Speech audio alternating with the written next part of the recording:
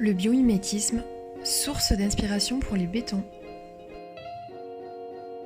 Depuis des centaines d'années, nous construisons nos bâtiments en utilisant des matériaux composés d'un mélange de liants et de granulats. Au fil du temps, cette technique de fabrication n'a cessé d'évoluer pour aboutir à sa forme la plus optimisée, le béton. C'est l'un des matériaux les plus présents dans notre quotidien. Il dispose en effet de plusieurs avantages. Ce matériau a révolutionné notre manière de concevoir et de penser la construction, que ce soit par sa résistance, sa durabilité ou sa longévité. Il a permis de faciliter la réalisation de bâtiments en diminuant le coût. Il s'agit d'autant plus d'un matériau peu coûteux, polyvalent et pouvant être recyclé.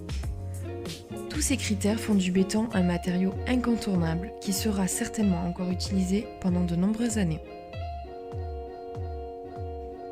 Nous sommes convaincus que le béton peut répondre et solutionner les critères actuels de confort. De nos jours, les enjeux autour de la qualité de vie en ville sont nombreux.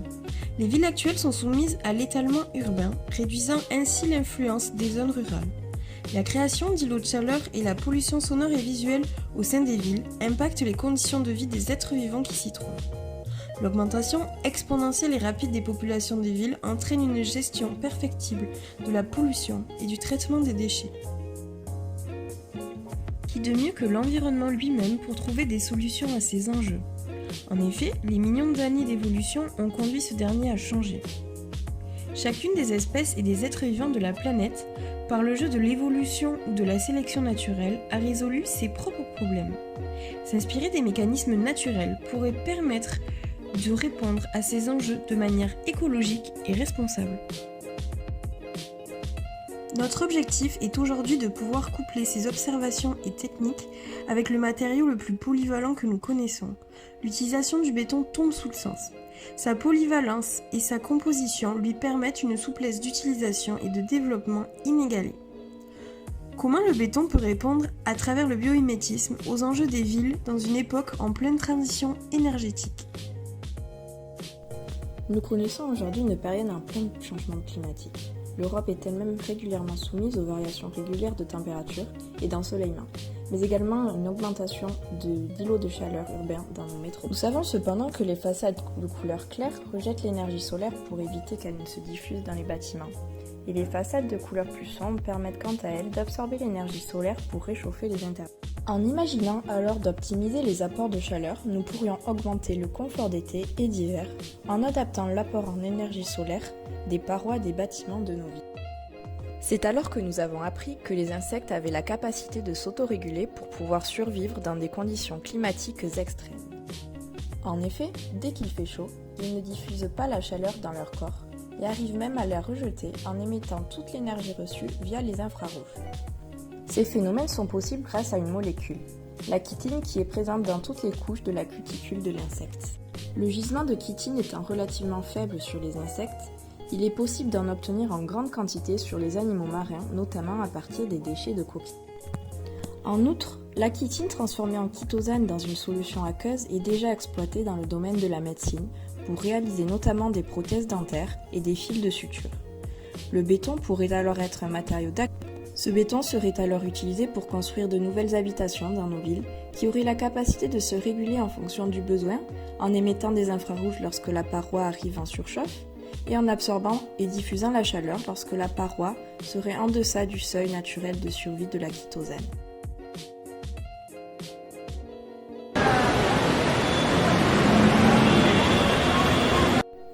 Comme nous l'avons évoqué précédemment, nos villes sont bruyantes et nous empêchent souvent de vivre dans la tranquillité.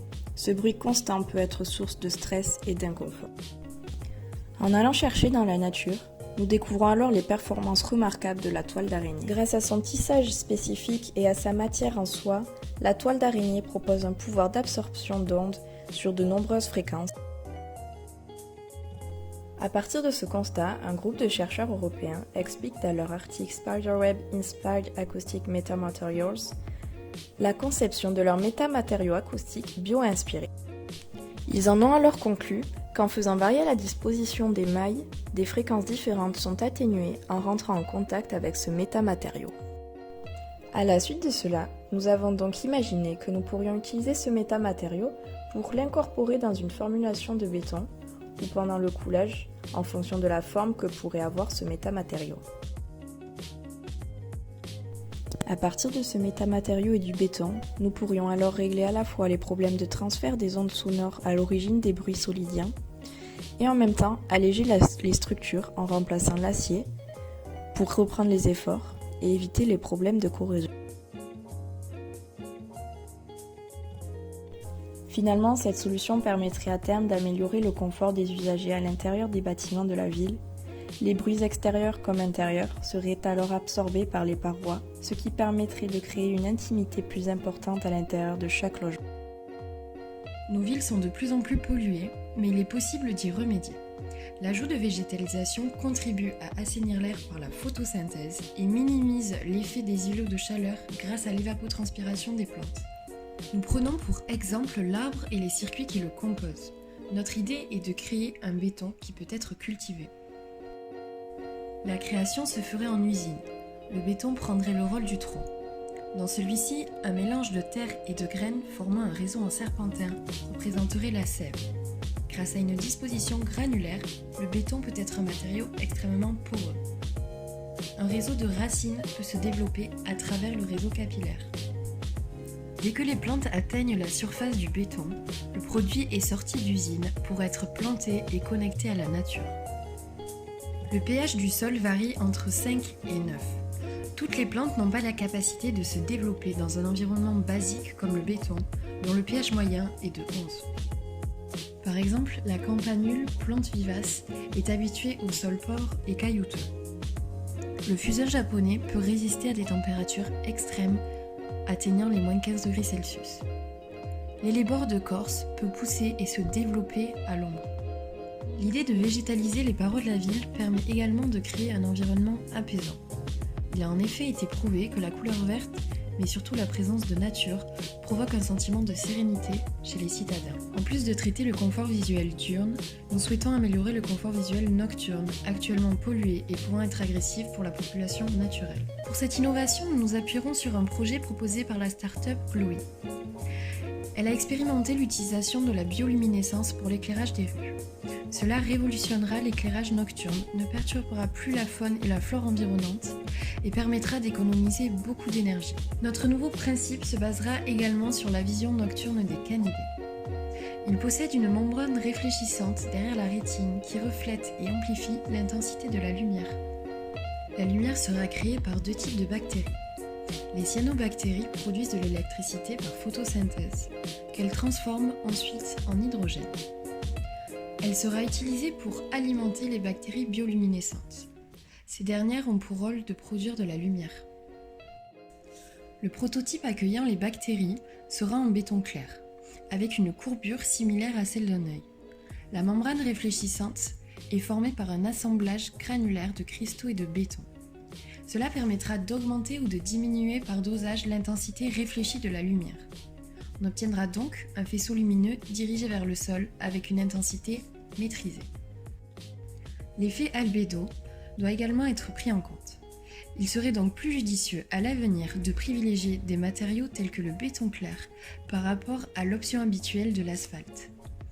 Grâce à cela, il sera possible d'observer de nouveau les étoiles depuis nos villes. En observant minutieusement la nature qui nous entoure, nous avons pu faire ressortir plusieurs pistes d'amélioration en utilisant le matériau béton proposant de nombreuses qualités.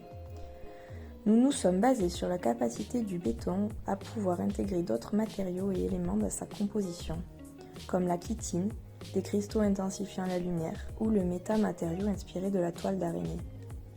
Son arrangement granulaire nous permet de moduler sa porosité afin d'y cultiver des plantes.